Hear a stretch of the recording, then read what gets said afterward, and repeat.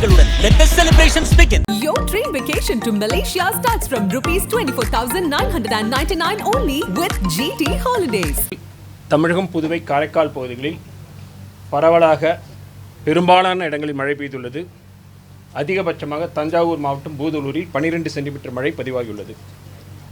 தற்பொழுது இன்று காலை தென்கிழக்கு வங்கக்கடல் பகுதியில் குறைந்த காற்றழுத்த தாழ்வு பகுதி உருவாகி தொடர்ந்து அது அந்த பகுதியில் நிலைக்கிறது. இதனைத் தொடர்ந்து வலுவான காற்றழுத்த தாழ்வு பகுதியாக வலுப்பெற்று மேற்கு வடமேற்கு திசையில் நகர்ந்து புதுவை, வட தமிழகம், தெற்கு ஆந்திர கடற்கரை அருகில் நிலை கொள்ளும். அரபிக்கடலில் இருக்கின்ற காற்றழுத்த தாழ்வு பகுதி காற்றழுத்த தாழ்வு மண்டலமாக நேற்று இரவு வலுப்பெற்று தொடர்ந்து அது ஓமன் கரையை நோக்கி நகர்ந்து செல்கிறது. இதன் காரணமாக அடுத்து வரும் 5 தினங்களுக்கு தமிழகம், புதுவை, காரைக்கால் பகுதிகளில் மழை தொடரும். கனமழையை பொறுத்தவரையில் அடுத்து வரும் 24 மணி நேரத்திற்கு டெல்டா மாவட்டங்கள் விழுப்புரம், கடலூர், புதுச்சேரி, பெரம்பலூர், திருவாரூர் ஆகிய மாவட்டங்களில் ஓரிரு இடங்களில் கனமுதல் மிக கனமழையும், சென்னை, திருவள்ளூர், காஞ்சிபுரம், செங்கல்பட்டு, ராணிப்பேட்டை, திருவண்ணாமலை, சிவகங்கை ஆகிய மாவட்டங்களில் ஓரிரு இடங்களில் கனமழையும் பெய்யக்கூடும். நாளை டெல்டா மாவட்டங்கள் திருவள்ளூர், சென்னை, காஞ்சிபுரம், செங்கல்பட்டு, திருவண்ணாமலை, விழுப்புரம், கள்ளக்குறிச்சி, திருவாரூர் ஆகிய மாவட்டங்களில் கனமுதல் மிக கனமழையும், அதனை ஒட்டியுள்ள ராணிப்பேட்டை, கிருஷ்ணகிரி, தருமபுரி, சேலம், பெரம்பலூர், புதுக்கோட்டை, தஞ்சாவூர் ஆகிய மாவட்டங்களில் ஓரிரு இடங்களில் கனமழையும் பெய்யக்கூடும். 17ஆம் தேதி வட கடலோர மாவட்டங்கள் டெல்டா மாவட்டங்கள் கடலூர், புதுச்சேரி, விழுப்புரம், செங்கல்பட்டு, சென்னை, திருவள்ளூர், காஞ்சிபுரம் இந்த மாவட்டங்களில் மிக கனமழையும் ஓரிரு இடங்களில் அதி கனமழையும் பெய்யக்கூடும். மேலும் 16ஆம் தேதி திருவண்ணாமலை, கள்ளக்குறிச்சி, பெரம்பலூர், திருவாரூர், தஞ்சாவூர் மாவட்டங்களில் மிக கனமழையும், அதனையொட்டியுள்ள திருப்பத்தூர், கிருஷ்ணகிரி, தருமபுரி, சேலம், பெரம்பலூர், புதுக்கோட்டை மாவட்டங்களில் ஓரிரு இடங்களில் கனமழையும் பெய்யக்கூடும். 17ஆம் தேதி வடமேற்கு மாவட்டங்கள் உள்ளடங்கிய ராணிப்பேட்டை, திருப்பத்தூர், வேலூர் ஆகிய மாவட்டங்கள், கிருஷ்ணகிரி மாவட்டங்களில் ஓரிரு இடங்களில் மிக கனமழையும், சென்னை, காஞ்சிபுரம், திருவள்ளூர், தருமபுரி, சேலம் ஆகிய மாவட்டங்களில் ஓரிரு இடங்களில் கனமழைக்கும் வாய்ப்பு உள்ளது. மீனவர்களுக்கான எச்சரிக்கையை பொறுத்தவரையில் குமரிக்கடல், தமிழக கடற்கரை பகுதிகள், தெற்கு ஆந்திர கடற்பகுதி, தெற்கு வங்கக்கடல் பகுதி, தென்மேற்கு வங்கக்கடல் பகுதி மற்றும் அரபிக்கடல், மத்திய மேற்கு அரபிக்கடல் பகுதிகள் இந்த பகுதிகளில் பலத்த காற்று வீசக்கூடும் என்பதால் 14ஆம் தேதி முதல் 18ஆம் தேதி வரை இந்த பகுதிகளுக்கு செல்ல வேண்டாம் என்று அறிவுறுத்தப்படுகிறார்கள் மீனவர்கள். ஓகேங்களா?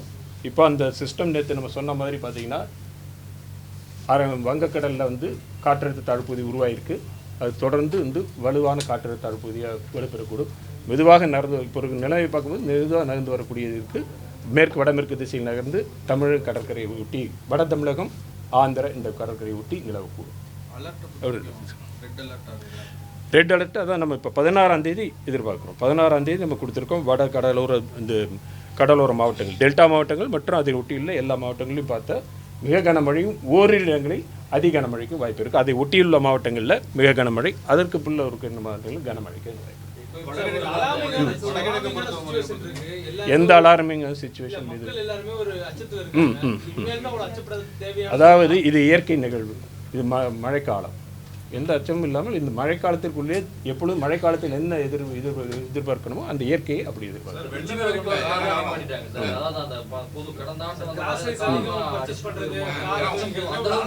இம்பேக்ட்ஸ் நம்ம சரி ஒவ்வொரு பகுதியோட இம்பேக்ட்ஸ் எப்படி இருக்குங்கிறது அந்தந்த பகுதிக்கு ஏற்ற மாதிரி இருக்கும். 5 சென்டிமீட்டர் மழை என்பது ஒரு பகுதியிலும் இன்னொரு பகுதியில் என்ன விளைவில் ஏற்படுத்தும் என்பது அந்த பகுதியில் இருக்கக்கூடிய இன்ஃப்ராஸ்ட்ரக்சர் மற்றதை பொறுத்து தான் நமக்கு அதை சொல்ல முடியும். நாம் மழைக்கான பாதை என்ன இருக்கக்கூடியது நம்ம சொல்லியிருக்கோம். நம்ம 16ஆம் தேதி நம்ம 16 ரெட் அலர்ட் கொடுத்துருக்கோம். மொத்த தமிழ் எல்லா இடத்துலையுமே 20-22 சென்டிமீட்டர் இருக்குன்னு சொல்ல முடியாது. ஒரு கிரேடிங்கில் தான் நம்ம இது பண்ணிட்டு வரோம். அதுபடி சொல்லியிருக்கோம். மிக கனமழையும் ஓரிரு இடங்களில் அதிக கனமழைக்கும் வாய்ப்பு இருக்குது. வடகிழக்கு பருவமழை இன்னும் 2-3 தினங்கள் 15-16 இந்த தேதிகளில் நம்ம ஒட்டி தூங்குவதற்கான வாய்ப்பு இருக்குது. 40 சென்டிமீட்டர் 4 நாளைக்கு சேர்த்து இன்னைக்கு தமிழ்நாடு கவர்மெண்ட் வந்து ஒரு வீடியோ கொடுத்துட்டாங்க. 4 days சேர்த்து 40 சென்டிமீட்டர் வரைக்கும் இருக்கும், ஒரே நாளில் 20 சென்டிமீட்டர் வரைக்கும் இருக்கும். அந்த மாதிரி நம்மளுடைய இந்திய வானிலை துறையிலிருந்து 3 தினங்களுக்கு சேர்த்து இப்போ ஒரு 20 சென்டிமீட்டர்னா எந்த இடத்துல, சென்னையில் எந்த இடம் சொல்ல முடியாது, புரியுதுங்களா? இது கிரேடிங்கில் அதான் சொல்கிறோம். 6 சென்டிமீட்டர் வரைக்கும் உள்ளது மிதமான மழை, 7 சென்டிமீட்டர்லேருந்து 11 சென்டிமீட்டர் வரைக்கும் உள்ளது நம்ம கனமழை, 12லிருந்து 28 இது வரைக்கும் 19 சென்டிமீட்டர் வரை மிக கனமழை, 20 சென்டிமீட்டருக்கு மேலே போனால் அதி கனமழை. அவ்வளோதான். அது ஒவ்வொரு பகுதியில் இப்போ என்ன நம்ம பார்க்குறோம்னா, சென்னையை எடுத்துக்கங்க. நேற்று பார்த்தீங்கன்னா நமக்கு இங்கே 7 மில்லிமீட்டர், கோடம்பாக்கத்தில் 5 சென்டிமீட்டர், 50 மில்லிமீட்டர். ஒரு பகுதிக்கும் இன்னொரு பகுதிக்கும் வேறுபாடுகள் இருக்கும், ஒரே சமமாக இருக்கக்கூடிய சூழ்நிலை இருக்காது. அதனால் கலந்து ஒரு ஓவரான ரேஞ்சில் தான் நம்ம சொல்கிறோம். ஒரு இடங்கள் அது ஒரு இடங்களுக்கு சென்ற ஆண்டை விட இந்த அதான் நம்ம சொன்ன ஓவராலாக பிக்சர் பார்க்கும்பொழுது இயல்பை விட அதிகமாக இருக்கிறதுக்கு வாய்ப்பு. எந்த மாவட்டங்களில் சீசனல் ஃபோர்காஸ்ட்டை பொறுத்த வரைக்கும் மாவட்ட அளவில் கொடுக்க முடியாது. மாவட்ட அளவில் கொடுப்பதற்கான வாய்ப்பு தற்பொழுது இல்லை. ஒரு மாவட்ட அளவில் மாநில அளவில் தான் இது பண்ணுறாங்க. அதுவும் வடகிழக்கு பருவமழை பொறுத்த வரைக்கும் கேரளம், தமிழகம், தெற்கு உள்ள கர்நாடகா, ராயலசீமா, தெற்கு ஆந்திர பிரதேசம் 5 மாநிலங்கள் அடங்கியதான் அதிக பலன் பெறக்கூடியது. இந்த பகுதிகளுக்கு மொத்தமாக பார்க்கும்போது இயல்பை விட அதிகமாக இருக்கும். ஏன்னா சீசனல் ஃபோர்காஸ்ட்டில் உங்களுக்கு ஏரியாஸ் இந்த இடங்களில் எந்த டேட்டில் வரும்னு சொல்கிறது இல்லை. சீசன் 3 மாதங்களுக்கு உள்ளது. அந்த 3 மாதங்களுக்கு இயல்பு இருக்கும். அந்த இயல்பை விட அதிகமாக இருப்பதற்கு என்ன வாய்ப்பு இருக்குது அதுதான் சொல்லவும். எந்தெந்த தினங்களில் எப்படி இருக்குங்கிறத தொடர்ந்து நம்ம கண்காணிக்கிறோம். சீசனல் லெவலில் கூட நம்ம புயல் எங்கே வரும், நவம்பர் மாதம் 12ஆம் தேதி புயல் வருமா அப்படி சொல்ல முடியாது. நம்ம சொல்லக்கூடியது சீசனலுக்கான ஃபோர்காஸ்ட்டு செய்யும் பொழுது அதற்கான பேசிஸ் வேறு, இதில் பேசிஸ் வேறு.